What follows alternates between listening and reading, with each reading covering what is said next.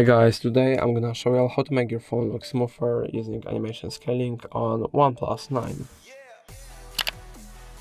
So firstly we'll need to activate developer options, so let's head into settings, scroll to the very bottom, about device, now search for something like bird version, go into version and here, not this one, not this one, not this one, version number, yeah, tap a few times on version number. Now I am a developer, so let's go back and go into additional settings. Yep, developer options at the bottom, and now search for animation here.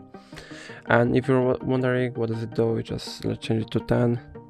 Yep, it just the speed of animation. So if I'll put everything to 0.5, all of the animations are going to be a bit faster, so the phone just may appear to be a bit quicker.